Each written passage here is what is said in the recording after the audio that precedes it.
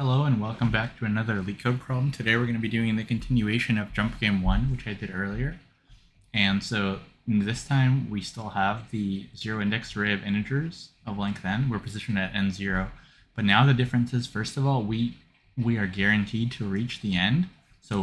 And we also need to return the minimum number of jumps to reach the end. And so remember, from each square we can jump. So if we have something like, just draw it over here. The most we can jump is whatever this number is. So we can jump anywhere from 1 to this number. So we can jump 1 or 2. And then if we're here, we can jump 1, 2, 3, and so on. And so let's think about how we would do this. So a really pretty straightforward, if you've done dynamic programming solution, is just have a visited set, and then at every index, just try to jump all of the available jumps, right? And then just DP to all those. So like, for example, here you would have, you'd have an index in your DP, and then you would say, okay, let's try to jump 1 or 2, and then take the, the maximum of those. And so you can definitely do that, but that's not the optimal solution, because I think that's going to be n squared, because you're going to have a for loop in your DP. And so even though you only have I number of states, you're still going to have a for loop, so you're still going to try to jump to like multiple places. And so let's think of a better solution. And this is not super intuitive, to be honest, because it's it's not super intuitive. So but we can think of it. So instead of doing a DP, let's just think of something like a breadth first search. And I think if you think of like, how do you do breadth first search here, it's going to get a little intuitive on what to do. And so what we're going to do is, let's say we're going to have a breadth first search where we're going to have some kind of like, what do I want to call it? Some kind of range of numbers. Sorry. So we're going to have a range of numbers, and we are going to have a left and a right pointer. So we're going to have some kind of range. So let's just draw it like this. And our initial range is just going to be the first number. And so what we're actually going to do is we're going to keep track of like, what's the furthest number we can jump in our range. And that's going to be our new range. So the furthest number we can jump to is 2, which would be over here, right? And so once we go through every number in our range, the furthest number we're going to be able to jump to is here. So then we're going to make it a new range. And then the new range, the rightmost index, is going to be the farthest we can jump. And the left is going to be the number right after the one we were just at, because we already checked this one. So whatever was over here, we don't care. And so now we're going to go here, and we're going to do the same thing. We're going to say, what's the furthest we can jump to? And so the furthest we can jump to, so we'd go through every single index, and then we'd figure out what's the furthest we can jump to. So we're here, and we just try to, so this is going to be like a greedy solution. We're going to say the furthest we can jump is 3. So that's going to be over here. And then here we can only jump over here. So now, the same thing.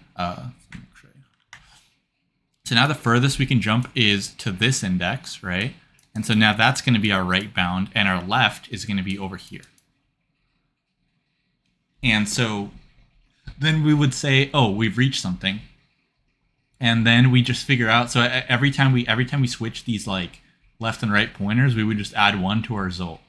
So hopefully that makes sense. It's pretty straightforward, but you just take whatever is in your current set of things, and you just say, what's the furthest you can jump to? And then you make a new range. And then you just figure out how many times did I make a new range, and that's going to be like the maximum jumps.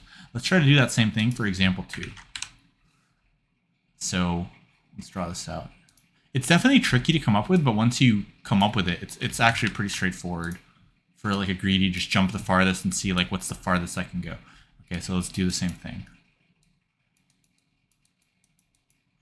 Okay, so we're gonna just use different colors to show like the brackets. So remember, the first is over here. The furthest we can jump is over here. So then our new range is gonna be here. And then now the furthest we can jump is over here. And so our new range again is this. And so yeah, now we literally just count up, okay, how many of ranges did we have? So we'll just increment our counter every time we go to a new range. So remember the left. So the left is just this old right plus 1, and then this right is the furthest we can jump, right? So this is like the max we could jump from all of these. And same thing here, right? The max we could jump from all of these is over here, and then the left is this old right plus 1. So pretty straightforward. So let's try to code that up. So we're going to have a left and a right pointer, right? They're both going to start at 0. And what we could do is what's our edge? What's our like end case? So we'll just say,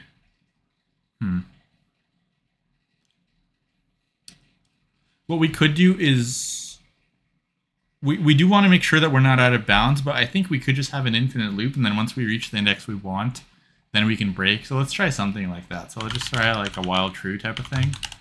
So remember, we're going to want to go from so actually, now that I think about it, when we so even if we make a range that's out of bounds, I don't think it's going to matter, because if we have something like this, right, if we have like some numbers, whatever, and our range is like this, the thing is we're always going to reach the last index and we're going to check for it before we're out of bounds.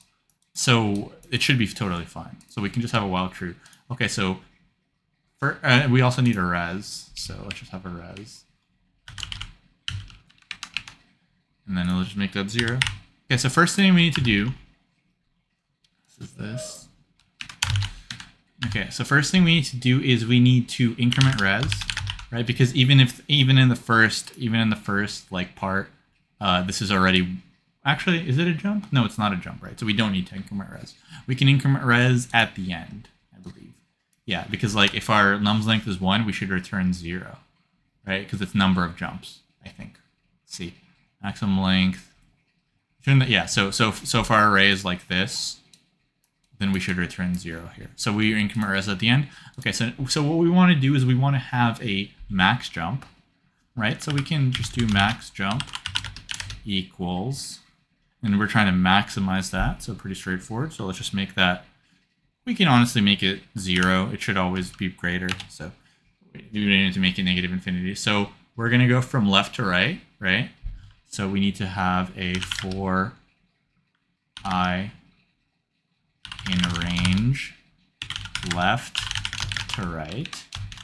Now we need to say if we did get to the last thing, right? So we do need to check, like, are we at this last element? If we are, we need to return straight away just to make sure we don't get out of bounds. So that's going to be if I equals length nums minus 1. We can return straight away, so that's just going to be a return res. Okay. Else, we need to see what's the farthest we can jump and then record that. So that's just going to be max jump equals max jump. And what's this going to be? So this is going to be the index we're currently at plus the number at that index, right? So nums I. So like if we are at index, let's just delete this again. Let's actually make this black. And let's put this over here. Yeah, so if we're at this index, the max jump is whatever index we're at. So this would be index 1 plus the actual number. So that'd be 1 plus 2, right? Because we're going to be greedy once again. So we're trying to figure out like the farthest thing we could have. Okay, so that's going to be that. So now we loop through, we calculate our max jump. Now at the end, we have to update our left and right, right? Because like if we had some kind of like BFS range, our new range is going to be this number, is going to be the left, and then the right's going to be the farthest number we can jump to. So that's the max jump. Okay, so we update it here. So that's going to be right plus 1, and that's going to be max jump. Now we update res because now we are entering into a new range. So that means we made a jump. Okay. And this should never, like, because there's a result, we should always reach a number, I think. So let's try that. See if we screw anything up. Okay, looks good. Yeah, cool. And I think this is going to be an efficient solution. So yeah, it's 60%. So this is as efficient as it gets. Now, yeah, you got to recognize that this is big O of n because we are only looking at each number in each range once, and we're constantly updating the range, right? So this is going to be big O of n, and this is big O of 1 space. So time big O of n space, we didn't make anything extra. And yeah, you can code up a dynamic programming, but like I said, for dynamic programming, you're going to have to loop through your numbers. So let's say your numbers, like, for example, like 1,000,000 or whatever, you're gonna have to try each jump because it's not guaranteed that you just want to jump as far as you can, like in the other problem where we're moving the end. Here, the like in this case, we actually want to jump 1 here instead of 2. So definitely not the most intuitive solution to come up with, but kind of a cool one. So I wanted to share that with you guys. And hopefully you liked this video. And if you did, please like and subscribe, and I'll see you in the next one. Thanks for watching.